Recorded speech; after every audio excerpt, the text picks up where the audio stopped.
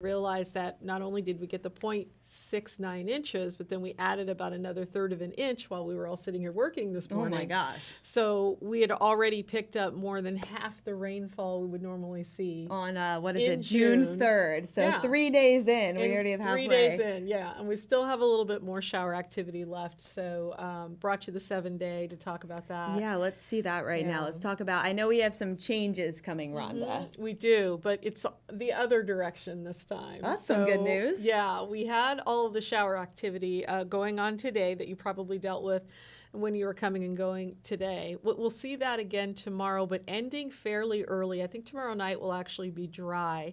Then you see us going back into the 70s and 80s for this weekend. Now, I think Friday and Saturday, that forecast is going to depend on whether or not we have an upper level onshore flow. What that means is if we're getting cooler air coming in off the ocean, maybe we don't get to 88 on Saturday. It may start to cool at that point. If we do not have an onshore flow, we still have a really big ridge over us that really promotes either no flow from the ocean at all or one from the east, which can be hotter, then we'll stay about 88 or 90. But at least one day near 90 is possible. And you see I have the 2 Rose Festival event Yeah, let's put that right back up there.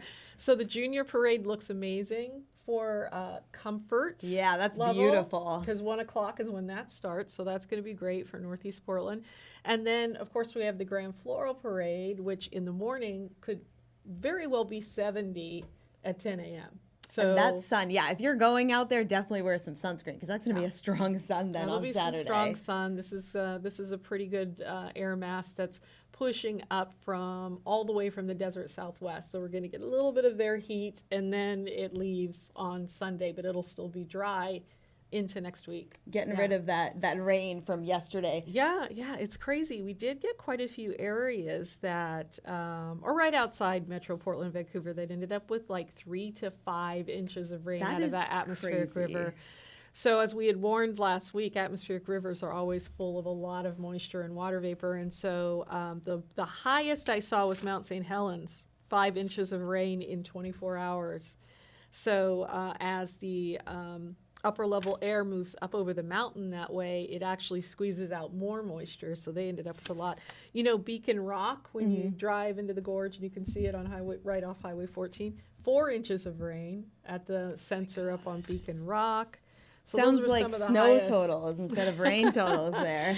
Yeah, but since that, that atmospheric river is what sometimes you hear them called Pineapple Expresses because they originate from some kind of like remnants of a tropical system from the other side of the world. They usually never see or talk about snow at all when we're talking about these. So too warm, I guess. Too warm. But there were some issues on the road, Rhonda. We actually got this photo from ODOT. You warned about this, but there was possibilities of landslides. I do want to pull this up right there. Yeah, it closed portions of Highway 101. ODOT said that they have not seen a landslide like this in years before, Rhonda. I mean, look at that. You cannot even possibly get past that road. Yeah, the sudden way that this rain and heavy rain like this, which, by the way, the Coast Range ended up with about 3 inches average in that general area, it can just really just destabilize what is already probably a problem to begin with because there are so many parts of the Coast Range that we have these slopes and they can suddenly just go, especially with trees on them and ground cover. And so, I'm not surprised. It's a pretty slide-prone area, the Coast Range, especially more in the winter. Anybody that's lived here a long time knows when we get all of our big rains in the winter and the spring, there are usually at least 1 or 2 in the Coast Range. Yeah, and it's causing. Yeah, no, there's they don't even know when it's going to reopen, Rhonda, just because of that's all a big that one right there. Yeah, that's definitely bigger than I've seen in a while too. So 4 miles north of Nehalem, near milepost 41, just to give the exact area, right on Highway 101 there. Right. Yeah, this will be interesting because I mean, in a way, we should be somewhat happy to get this kind of rain in June because it kind of staves off wildfire season a little bit longer. But we still have to be diligent on the 90-degree days because if the wind gets going, it doesn't matter if we've had, 6 inches of rain 2 days before. It could still blow it around. Yeah. So. And then, Rhonda, before you go, I just want to take a live look outside so we can talk about what is happening right out there right now. So we're going to just be seeing a scattered, showered pattern. Instead of this long uniform rain like we had yesterday where it just rained for hours because the atmospheric river was pointed at us, now that's moved off to the east. It's dissipating. And the two impacts today will be just kind of heavy downpours, but only once in a while. So you'll have a sunbreak, and then you'll have a shower and a sunbreak. It's one of those kind of days. And then anybody living east of the Cascades, it's mostly wind. That's the problem. It's been pretty consistent from the Dalles on out to Pendleton. Not as much rain, but wind gusts could get as high as 40 to 50 miles per hour. There'll be a few stray ones that get through like that, so that'll be a problem for folks. But once this all calms down today, we're gonna really be on the back end of all of this by this time tomorrow, and then we're back to summer-like weather again. We'll be on the path up then. Thank you for that, Rhonda. It's too chilly right now. I'm too cold for June. Thank you for that, Everybody's Rhonda. complaining already. I know. You can never win. No, never. All right, well, we appreciate you so much for coming on the Digicast. And then next, I wanted to talk about a story that we are covering today here at KATU. This is something that is happening over at court. So this was one of our top stories this morning. Some of that encounter was caught on surveillance footage. So KATU is going to be in court covering a man accused of kidnapping a woman. I want to show you some of that video. So if you take a look at your screen right there, you can see the woman hiding in a driveway after escaping from the suspect's car. So here is what we know about the events leading up to this. Portland police say that the 47-year-old woman was at Southeast 148th and Division when a stranger pulled up next to her and offered her a ride home. She got in the car, and then when they reached 112th and Division, the woman opened her door to get out, but the suspect then allegedly sped up so that the woman couldn't leave. The woman then began to fight the man, and he punched her in the face. After a struggle, the woman was able to jump out while the car was still moving. She ran to the front door of a nearby home begging for help, and just listen to her right here. He's trying to abduct me.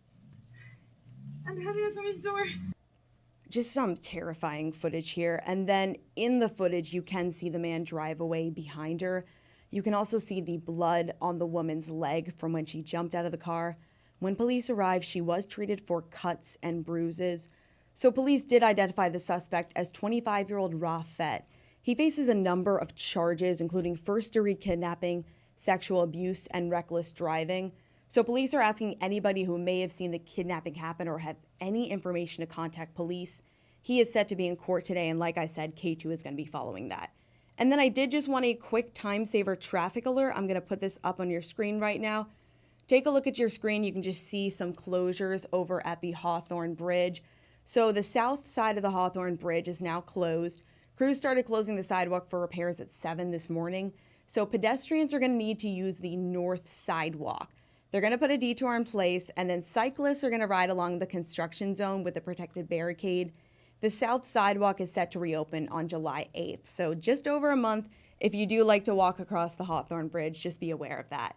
And then I do have a fun event happening today. So celebrate World Bicycle Day and Pride with Portland's annual Pride Ride. What a great way to celebrate both. Let us see some video from this. All right, there we go. So it spans a 1.5-mile route that runs through LGBTQIA plus landmarks in the downtown area. It's going to be led by the renowned Portland drag queen Poison Waters. So that family-friendly bicycle parade kicks off at Director Park at 4 if you're interested in going. It looks like it's going to be a really fun time, although I'm not the best weather to get out there and bike ride. So, just make sure to have something to cover your head. All right, well, thank you guys so much for watching the Digicast. We'll be right back here tomorrow at 11. And then, of course, you can watch KATU News at 4. And any digital updates we'll be posting online. This has been a KATU News Digicast. KATU News is on your side.